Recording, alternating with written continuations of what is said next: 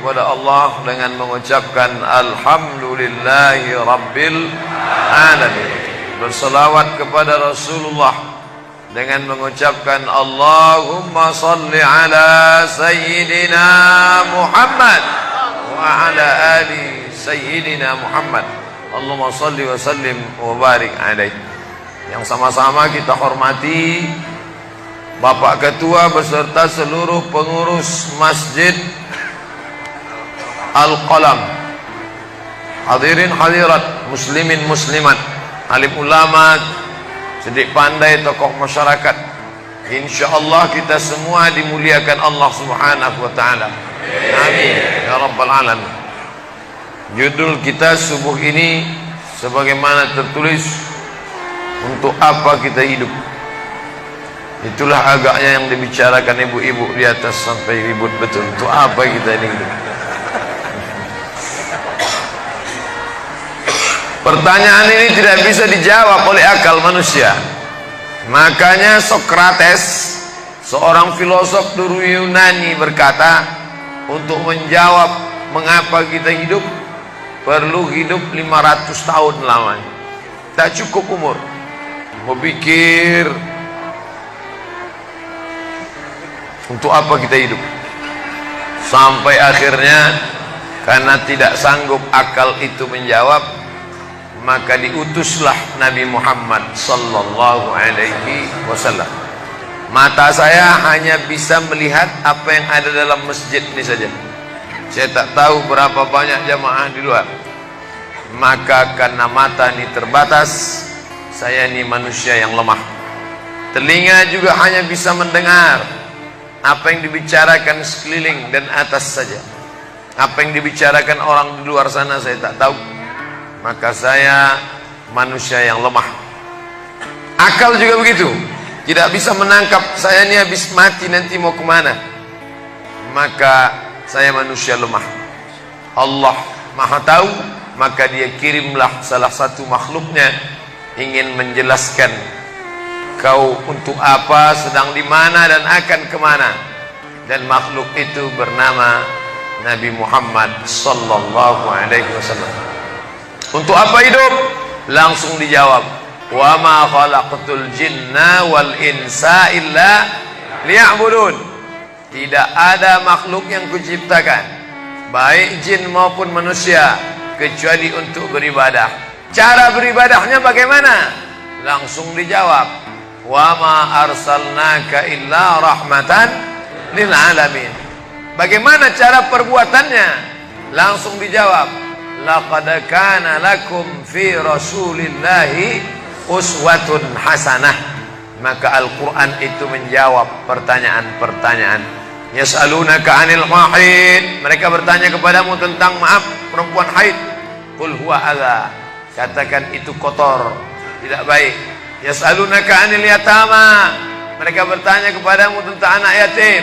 Yas'alunaka 'anil khamri wal maisir, mereka bertanya kepadamu tentang khamar dan judi. Yas'alunaka madza yunfiqun, mereka bertanya kepadamu apa yang mesti mereka sedekahkan. Yas'alunaka 'anil ruh, mereka bertanya kepadamu tentang ruh. Qulir ruhu min amri rabbi, katakan ruh urusan Allah Subhanahu wa taala. Wa ma utitum minal ilmi illa qalila, tidaklah kamu diberi pengetahuan tentang itu melainkan hanya sedikit saja. Jadi Al-Quran menjawab berbagai pertanyaan yang tak dapat dijawab oleh survei, tak dapat dijawab oleh lembaga penelitian riset. Dia menjawab apa yang tak bisa dijawab akal manusia. Pepatah Melayu berkata, kalau galah panjang sejengkal, jangan laut hendak diduga. Galah artinya bambu. Orang kalau naik rakit bambu mesti ditanamkan ke dalam sungai.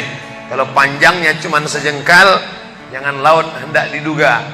Itulah orang yang terlalu memaksakan akalnya, akhirnya ngomong sendiri dan senyum sendiri. Akhir puncak daripada akal adalah ngomong sendiri, senyum sendiri. Angkot lewat pun dia senyum. Na'udzubillah.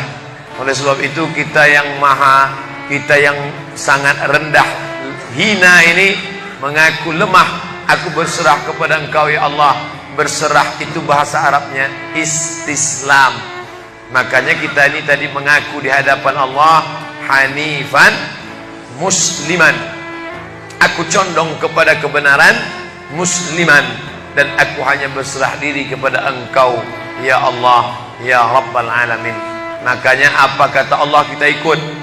Padahal ini akhir pekan, weekend, maunya santai, tapi kita ikut apa kata Allah Subhanahu wa taala. Bangun subuh ikut.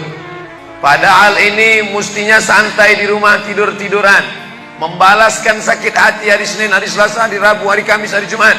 Ini hari Sabtu, tapi justru hari Sabtu bersusah payah, berdingin-dingin di luar.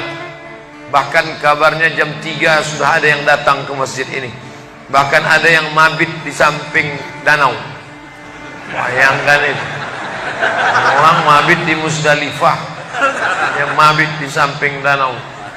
Oleh sebab itu maka ini apa yang membuat makhluk ini bisa begini?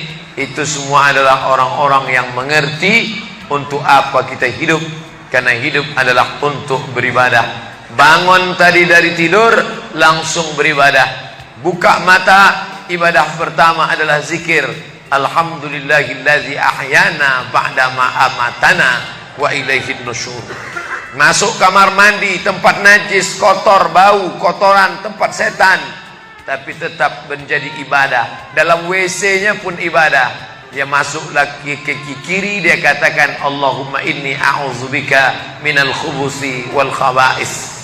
Keluar dari kamar mandi itu ibadah juga. Dia langkah kaki kanan, dia katakan ghufranaka, ghufranaka, maafkan aku ya Allah. Mengapa dia minta maaf keluar dari WC? Karena selama di WC dia tidak menyebut Allah. Lidah yang diciptakan untuk beribadah, selama di dalam tidak beribadah, maka ibadah di dalam WC hanya hatinya saja berzikir. Tak boleh menyambut seruan azan. Terdengar suara azan masuk ke WC, Allahu Akbar, Allahu Akbar, Allahu Akbar. Oh, tak boleh. Tak boleh mengucapkan salam. Assalamualaikum, Nabi diam. Assalamualaikum, Nabi diam. 3 kali diucap, Nabi diam. Selesai keluar dari toilet, WC, barulah Nabi menjawab Waalaikumsalam warahmatullah.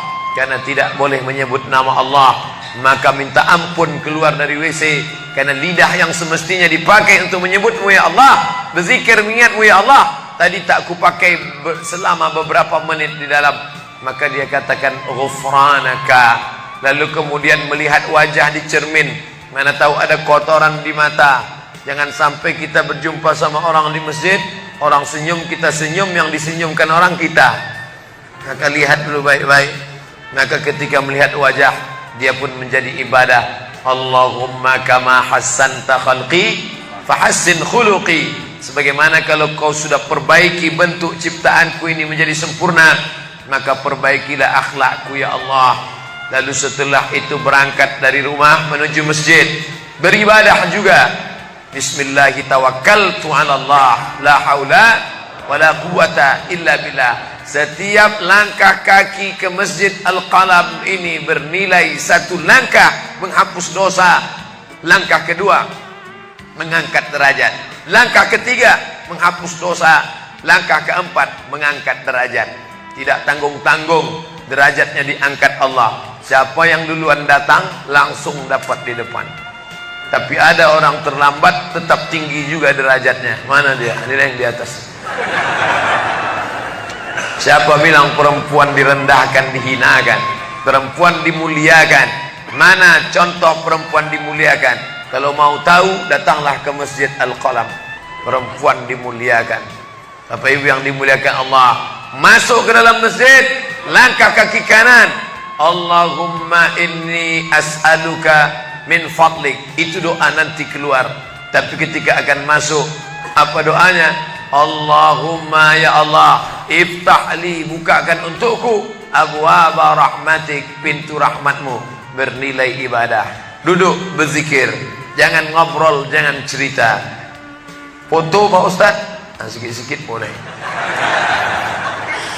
Lalu kemudian selama itu tertulis tadi di atas, Itulah hebatnya masuk ke Masjid Al-Qalam, tidak hanya mendengar ceramah, dapat pengajian. Ketika saya masuk tadi, dengar suara azan, ada tulisan hadis riwayat Al-Bukhari. Siapa yang mendengar seruan azan lalu menyambut seperti bunyi yang diucapkan muazzin, kecuali pada hayya 'alas shalah, hayya 'alal falah, dia baca la haula wala quwata illa billah, ditutup dengan doa wasilah. Allahumma rabb hadhihi ad-da'wati tammah was salatil qa'imah, dimintakan untuk Nabi Muhammad, ati sayyidina Muhammadanil wasilah wal fadilah wasyarafa wad darajatal aliyatar rafi'ah. Yang kelima, wa ba'athallahumma maqaman mahmuda alladhi wa'adtah innaka la tukhliful mi'ad. Maka kata Nabi, halat laku syafaati yaumal qiyamah, layaklah dia mendapat syafaatku hari kiamat. Makanya selama duduk di depan tadi, tak ada satupun yang ngobrol, semuanya menyambut seruan azan. Allahu Akbar, Allahu Akbar, Allahu Akbar, Allahu Akbar. Ada kawan sebelah ngajak ngobrol, gimana bro program mancing kita? Allahu Akbar, Allahu Akbar. Nah, cerita tak tentu arah. Ini kita sedang beribadah kepada Allah Subhanahu wa ta'ala. Lalu kemudian selesai azan, salat sunat yang balasan pahalanya khairum minad dunya wa ma fiha, lebih baik daripada dunia dan seisinya. Apa itu? Qabliyah subuh. Sampai-sampai andai terlambat qabliyah subuh, tetap boleh dilaksanakan setelah subuh. Habis salat subuh barulah dilaksanakan qabliyah subuh. Tapi kalau sudah sama-sama ngaji, tapi kalau nanti pulang kampung, justru sekarang orang di kota ngaji, di kampung tidak ngaji. Zaman dulu di kampung ngaji, di kota tidak ngaji.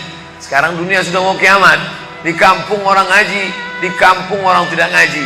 Kenapa? Parabola masuk desa. Oleh sebab itu, maka kalau di kampung itu tidak ada pengajian, mereka tidak tahu bahwa qabliyah subuh diganti setelah subuh. Nanti pas mau bulan puasa pulang kampung, jangan qabliyah subuh setelah subuh. Karena nanti begitu mereka lihat, loh apa tuh? Sejak tinggal di Bekasi ikut aliran sesat. Dan dia tidak tahu bahwa sholat qabliyah subuh itu jangan sampai tinggal. Andai tertinggal, tetap dilaksanakan setelah sholat subuh. Ayatnya diatur. Ayat pertama, qul ya ayyuhal kafirun. Ayat yang kedua, qul huwallahu ahad, Allahu samad, lam yalid wa lam yulad wa lam yakul lahu kufuwan ahad. Andai masuk ke dalam masjid, kebetulan jamnya langsung nampak kelihatan, iqamat tinggal 2 menit lagi, iqamat 2 menit. Tak mungkin sholat 4 rakaat. Pilihannya tahiyatul masjid atau qabliyah, qabliyah atau tahiyatul masjid. Kalau melaksanakan tahiyatul masjid tidak dapat qabliyah. Tapi kalau melaksanakan qabliyah, automatically dapat tahiyatul masjid. Oleh sebab itu, andai terlambat, waktu tinggal 2 menit, maka laksanakanlah qabliyah subuh. Tapi jangan gara-gara ini terlambat terus. Yang paling afdal cepat datang. Apa kata jamaah? Yang lambat kan ustaz, kami cepat datang. Bapak ibu yang dimuliakan Allah Subhanahu wa ta'ala, selesai itu salat subuh. Kalau qabliyahnya lebih baik daripada dunia dan seisinya, apalagi salat subuhnya.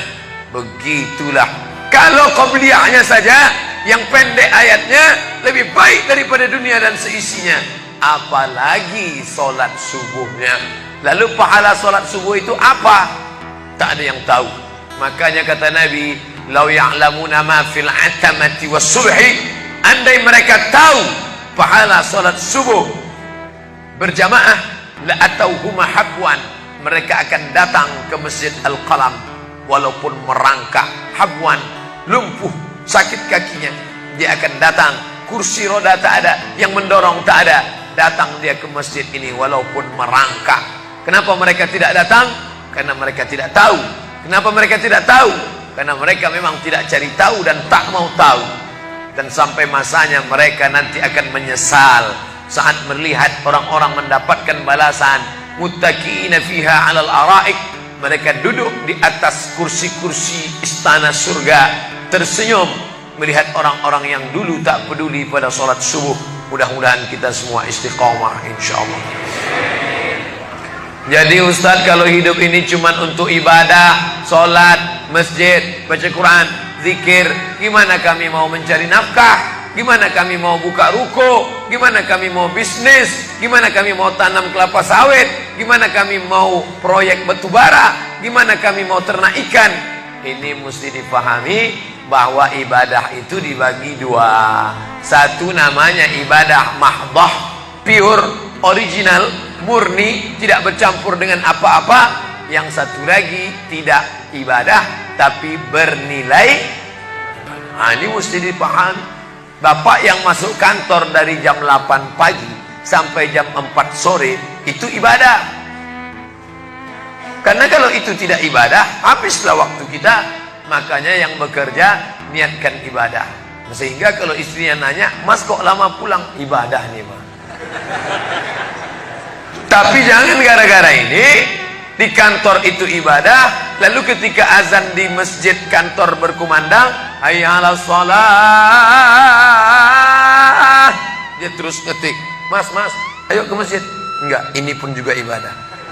Kau ibadah aja ke sana, aku ibadah di sini. Itu juga enggak benar. Karena ibadah itu dibagi dua. Satu yang murni, pure, tidak bercampur dengan apapun, namanya ibadah mahdah. Salat, baca Quran, zikir, iktikaf. Tapi ada satu lagi tidak ibadah, tapi kalau diniatkan dia bernilai ibadah. Termasuk ibu-ibu yang hamil 9 bulan 10 hari itu ibadah. Kalaulah 9 bulan 10 hari itu tidak ibadah, betapa tidak adilnya Allah. Masa kita yang duduk-duduk di masjid dapat pahala ibadah, dia yang muntahnya, yang ngidapnya tak dapat ibadah. Tadi malam begitu sampai di airport langsung SMS masuk, "Ustadz, keluar dari pintu berapa? Ini ada perempuan ngidam mau ketemu." Saya keluar dari pintu 4, kami sudah standby di pintu 4. Lantai berapa? Lantai paling atas. Oke, sampai di sana lihat perempuan tidak pakai jilbab, pakai celana jeans. Saya udah mau marah. Ini kenapa? "Mohon maaf Pak Ustadz, non muslim." Astagfirullah. Rupanya non muslim hamil ngidam mau jumpa Ustadz Somad. Mudah-mudahan anaknya jadi anak solid. Ya, Allahu Akbar. Bernilai ibadah. Lalu yang dapat pahala dari itu siapa? Dari mana ibu-ibu hamil muda itu tahu saya?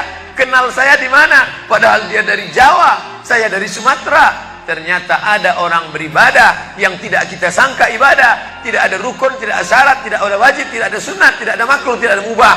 Apa ibadahnya? Ya ini, merekam ceramah ini. Merekam ceramah ini ibadah. Memoto itu ibadah. Bayangkan resiko tukang foto. Saya sampai sekarang tukang foto itu resikonya nanti setelah tua matanya gini.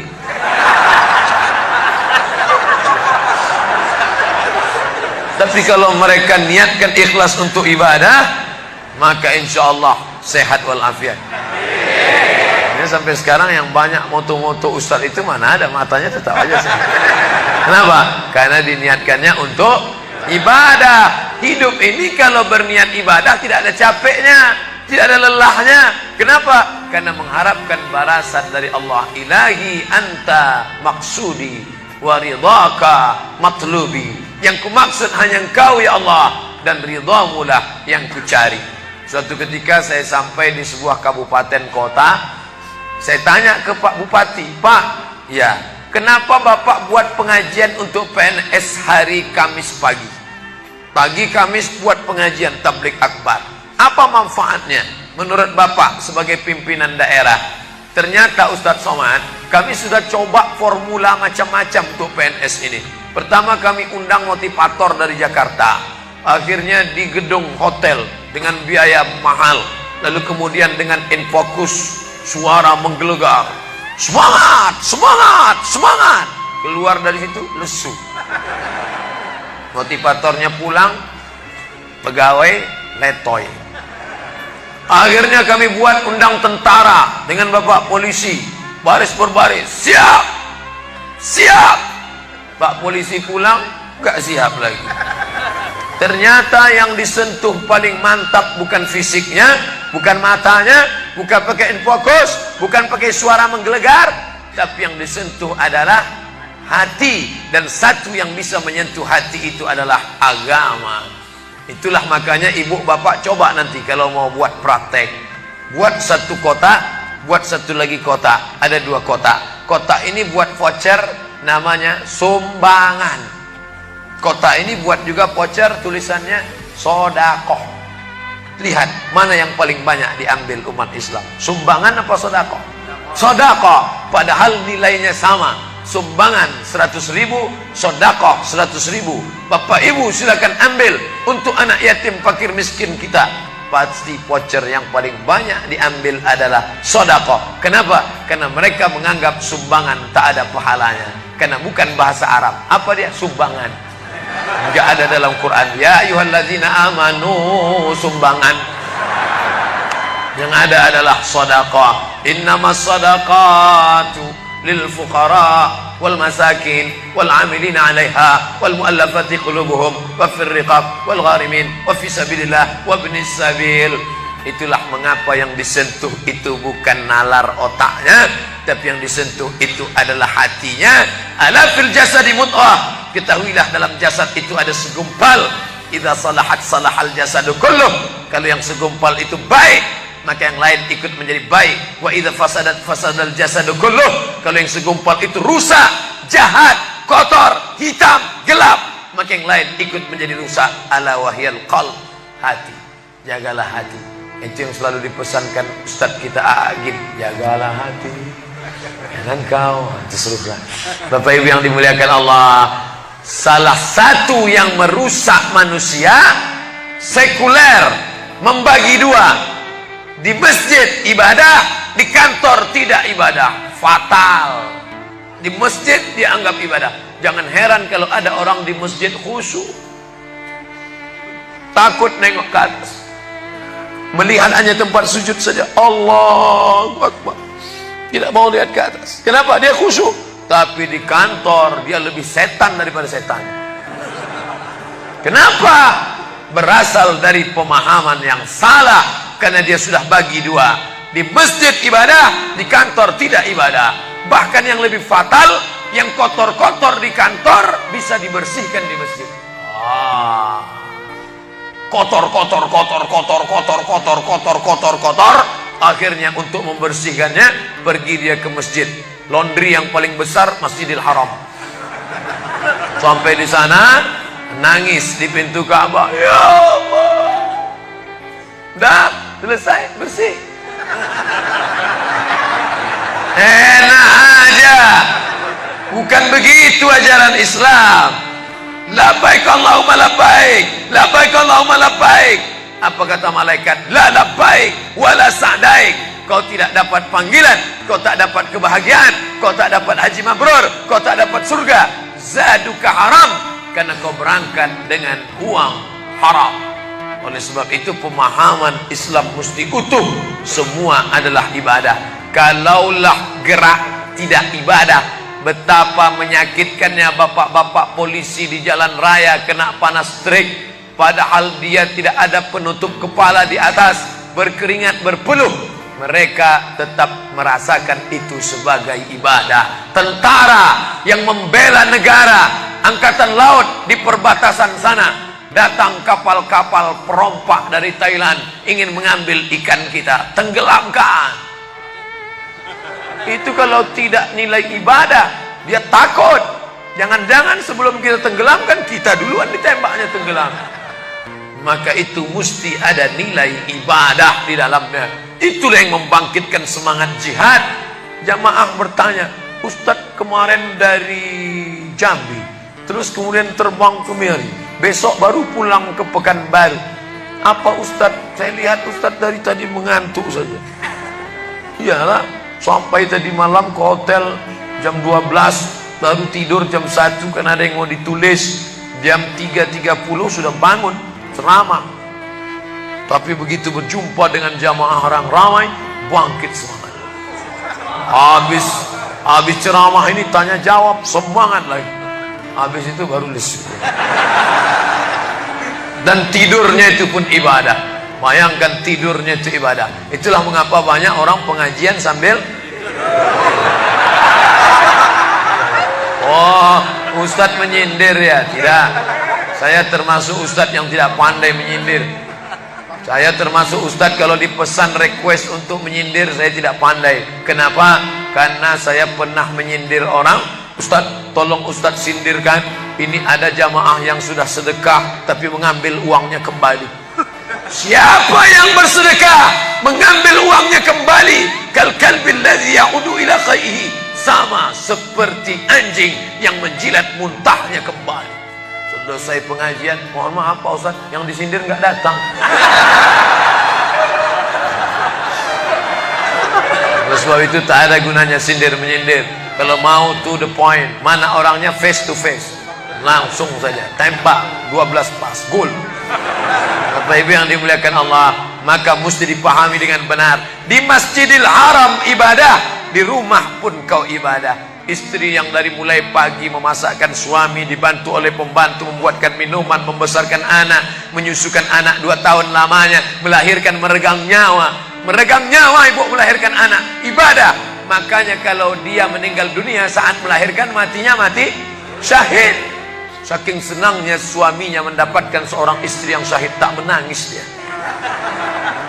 Begitu tegarnya bapak, tidak meneteskan air mata. Tidak Pak Ustaz, aku melepas seorang syahid, 3 syahid lagi siap menanti. Peace, damai. Biasanya ibu kalau bawa cerita ini, kalau gini pulang aja lah kita ya. Nah, bercanda. Nah, tapi yang saya katakan tadi itu semuanya ibadah badan. Melangkah dari rumah, ibadah badan.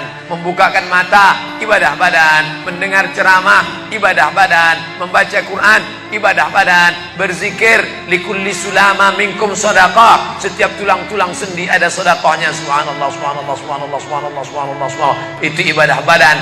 Tapi ada bukan ibadah badan. Apa dia? Itulah yang 7 macam. Zakat, wakaf, infak, sedekah, wasiat, hibah, ghanimah. Nah, itu ibadah harta. Mana yang lebih banyak? Ibadah harta apa ibadah badan? Ibadah badan. Kalau ibadah harta tak banyak. Zakat, wakaf, infak, sedekah, wasiat, hibah, ghanimah, rampasan perang.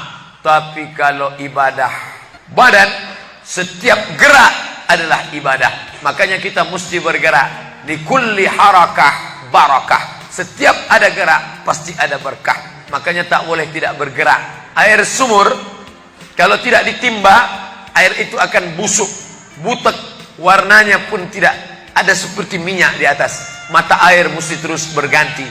Darah harus tetap mengalir, jantung harus tetap berdetak. Makanya jangan pernah kosong dari aktivitas. Fa idza farata fansab. Selesai dari satu ibadah, pindah ibadah lain.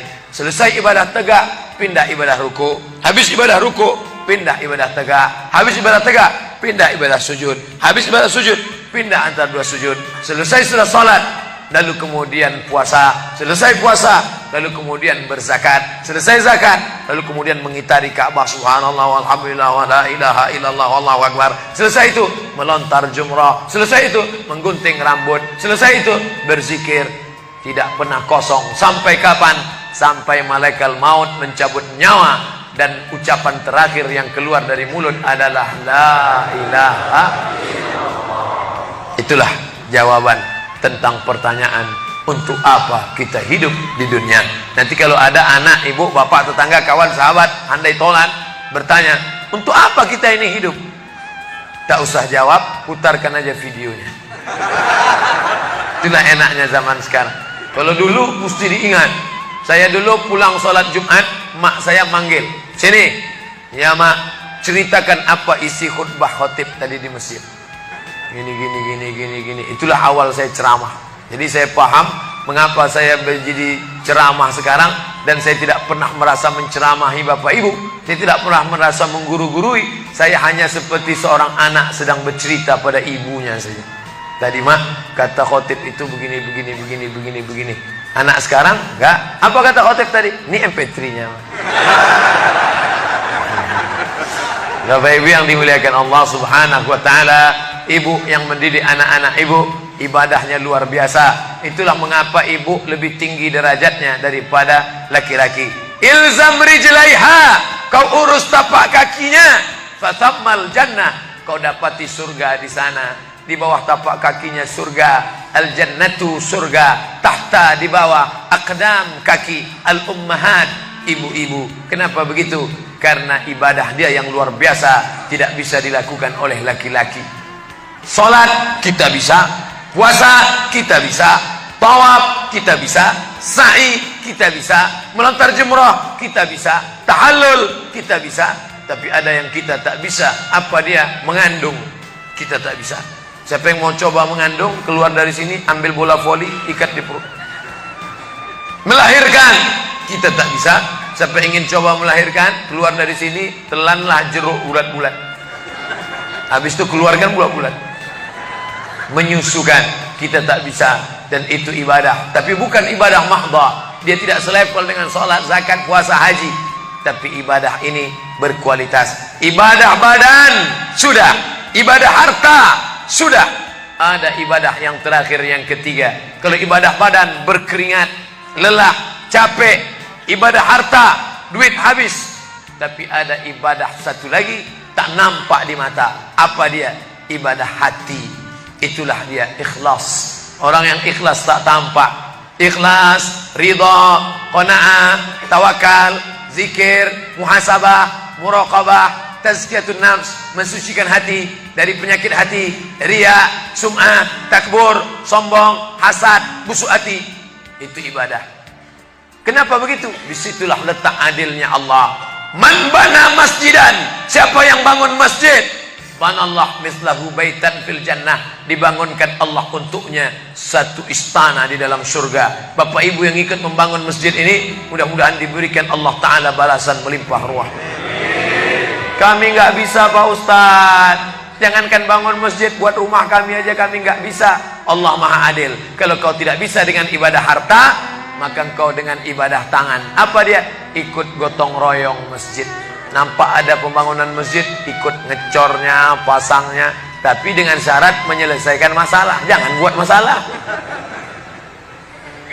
Man shalla isnatai asyarata rakaat, siapa yang salat 12 rakaat fil yaumi wal laila, sehari semalam, bunyalahu bihinna baitun fil jannah, dibangunkan untuknya satu istana di dalam surga. Sama macam orang yang bangun masjid, salat 12 rakaat. Kamu bisa bangun masjid? Bisa. Bagus. Kamu? Saya nggak bisa. Amal saya apa? Tenang, ada amal. Allah Maha Adil. Salat 12 rakaat. 2 rakaat sebelum subuh, 4 rakaat sebelum zuhur, 2 rakaat setelah zuhur, 2 rakaat setelah maghrib, 2 rakaat setelah isya. 12 rakaat.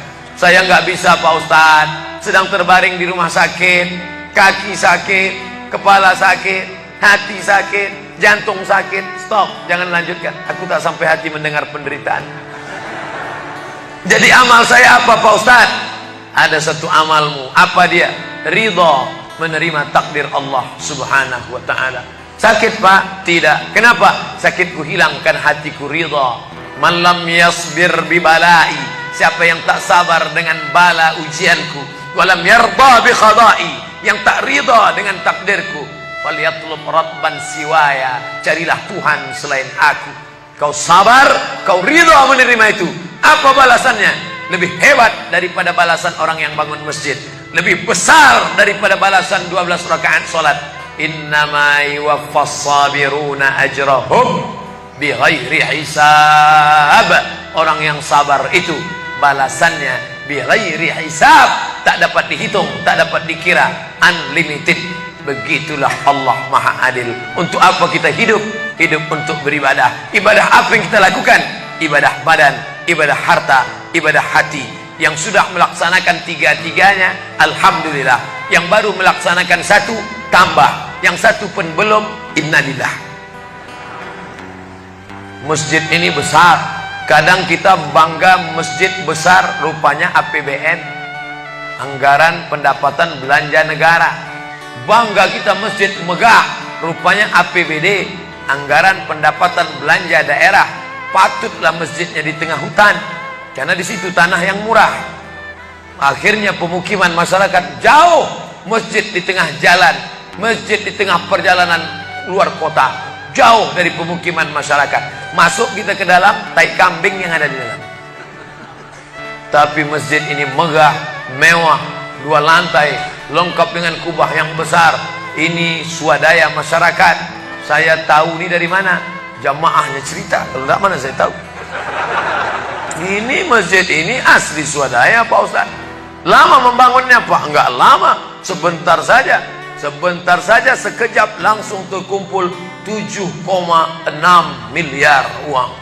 7,6 M. Itu kalau dibelikan cendol berenang gitu. Bayangkan itu. Bisa terkumpul masyarakat. Padahal ibadah yang paling berat, ibadah harta ini. Banyak orang kalau diajak iktikaf, banyak. Ayo kita iktikaf, ramai. Ayo kita zikir ke Az-Zikra, ramai. Jangan lupa besok zikir ke Az-Zikra, hari Ahad pertama, sekaligus acara live Damai Indonesiaku TV One bersama Ustadz Abdul Somad LC. Tapi ada ibadah yang berat. Apa dia?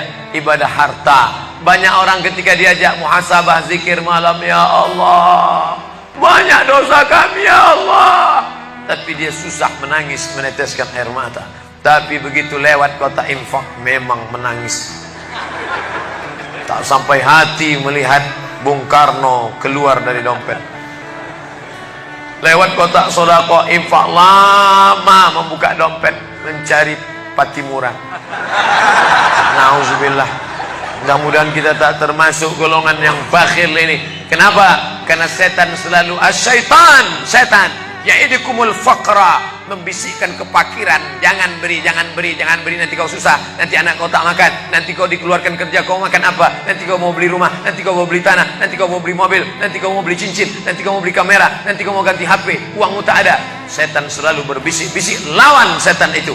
Qul a'udzu birabbinas, malikin nas, ilahin nas, min syarril waswasil khannas, alladzi yuwaswisu fi sudurin nas, minal jinnati wan nas. Hanya saja kalau yang berbisik itu setan, kita baca ayat kursi, insya Allah dia kabur. Ini yang berbisik ini kawan kita. Kita bacakan ayat kursi, hafal pula dia dari kita lagi. Tapi tak apa-apa, tetap aja bacakan. Allahu la ilaha illa huwal hayyul qayyum, la ta'khudhuhu sinatun wa la naum. Hembuskan ke wajahnya. Bapak Ibu yang dimuliakan Allah, setelah ibadah 3 ini kita lakukan, ibadah badan sudah, sholat subuh sampai melimpah ruah ke belakang. Saya dengar suara hati tadi, lapor, tenda sudah penuh, sudah melimpah ke jalan. Masya Allah. Ibadah harta sudah 7,6 M. Ibadah hati sudah, sabar, ridha, qanaah, tawakal. Tapi jangan lupa, datang merusak yang 3 ini, perkelahian, merusak ukhuwah Islamiyah. Masjid yang besar, kalau sudah kelahi di dalamnya, tinggal kelahi, tak lagi ada persatuan. Masuk masjid bukan baca doa pintu masuk masjid, malah masuk masjid ngelihat kira-kira dia di mana ya. Oh dia di sana, gua di sini lah. Oh di sini, dia di sini. Sampai akhirnya suatu hari terlambat, lupa ngelihat. Allahu Akbar, rupanya dia di samping. Jangan kelahi. Wa'tasimu bihablillah, berpegang teguhlah dengan tali Allah. Tali Allah itu apa? Al-Quran dan Sunnah. Apalagi ulama, nggak ngerti Quran, nggak ngerti Sunnah, tanya ulama. Al-ulama warasatul anbiya. Wa'tasimu bihablillah, berpegang teguh dengan tali Allah. Wala tafarraqu, jangan berpecah belah. Coba lihat bunyi ayatnya. Andai ayat itu sampai bihablillah titik sudah cukup. Berpegang teguhlah dengan cara tali Allah, cukup. Mengapa ujungnya tetap ditutup? Wala tafarraqu, jangan berpecah belah. Karena banyak orang yang sudah baca Quran, sudah sholat, sudah puasa sunat, tapi hatinya pecah bercabang. Galah patah boleh disambung, kaca retak boleh direkat, hati rusak kemana obat akan dicari. Oleh sebab itu kalau ada fitnah-fitnah, tabayun, klarifikasi. Jangan suudzon. Ijtanibu katsiran minaz-zan. Kepengurusan masyarakat, jamaah, sayang kebersamaan rusak. Gara-gara apa? Gara-gara nila setitik rusak susu sebelanga. Gara-gara api di dalam sekam, ada kulit padi bertimbun, di dalamnya itu ada setitik api, tiba-tiba api menyala, akhirnya semua menjadi abu, dan abu dihembus angin, tak berkesan sama sekali. Hilang 3 ibadah. Ibadah badan hilang, ibadah harta hilang, ibadah hati hilang. Gara-gara apa? Berkelahi. Ingat, setan tak pernah berhenti. Inna syaitan, setan ya isa'an ya'budahul musallun. Setan kalau sudah melihat orang sholat, dia tidak lagi goda mereka untuk menyembah, sembahlah aku, sembahlah aku, sembahlah aku, sembahlah aku. Tidak. Tapi apa yang dia lakukan? Walakin fit tahrish, menanamkan permusuhan ke dalam hati orang yang sholat. Maka jaga ini. Jangan kita bertengkar gara-gara masalah khilafiyah. Saya kalau jadi imam di masjid dekat rumah saya jadi imam, saya baca kunut. Dan imam-imam dekat rumah saya itu saya pesan harus baca kunut, karena saya berpegang mazhab Syafi'i. Tapi ketika sholat di Masjid Al-Qalam, saya tidak tahu jamaah di sini pakai kunut apa tidak. Saya tidak ingin merusak kebiasaan mereka. Mana tahu mereka ikut mazhab Hambali, mana tahu mereka Muhammadiyah, saya tidak tahu. Maka ketika diminta jadi imam, Ustaz jadi imam, batuk. Saya tak mau merusak, biarlah imam tetap saja. Rupanya imam di Masjid Al-Qalam tidak baca kunut, ya saya tetap ikut sholat. Apakah perlu saya ulang sholat saya? Tidak. Sholat saya sah, karena apapun ormasmu, apapun mazhabmu, mau NU, mau Muhammadiyah, mau Perti, mau Persis, mau Al-Irsyad, mau Jamaah Tabligh, mau FPI, mau mazhab Hanafi, mazhab Maliki, mazhab Syafi'i, mazhab Hambali, semuanya sepakat sholat subuh itu wajib. Jadi yang wajib aja kita laksanakan.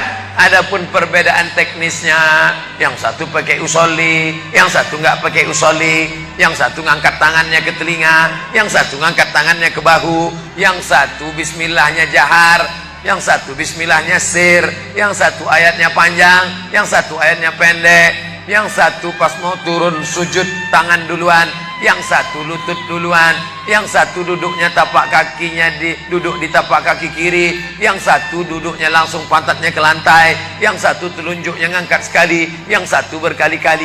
Itu masalah teknis simple sederhana. Ada masalah yang lebih besar. Apa masalah kita yang lebih besar? Membeli tanah baru untuk buat sekolah Islam, membeli tanah baru, ruko baru untuk buat apa? 212 mat, kita mat. Orang Islam belanja di warung Islam. Alangkah indahnya, selesai acara sholat subuh bersama, pengajian bersama, selesai itu belanja beras minyak goreng bersama. Serbu. Sehingga bangkitlah ekonomi umat. Berapa pegawai bisa ditampung bekerja? Langsung membeli beras ke tempat-tempat tanaman masyarakat, sehingga mereka tidak menjadi korban rentenir. Musim menanam diulur, kasih pinjaman pupuk, pinjaman tanah. Masa musim panen ditarik, mereka menjadi korban rentenir lintah darat. Disedot darah mereka sampai kering dan mati. Kita selamatkan dengan apa? Dengan market. Masjid punya market. Saya beberapa kali meresmikan market punya masjid di Masjid Raya Batam, Masjid Agung Batam.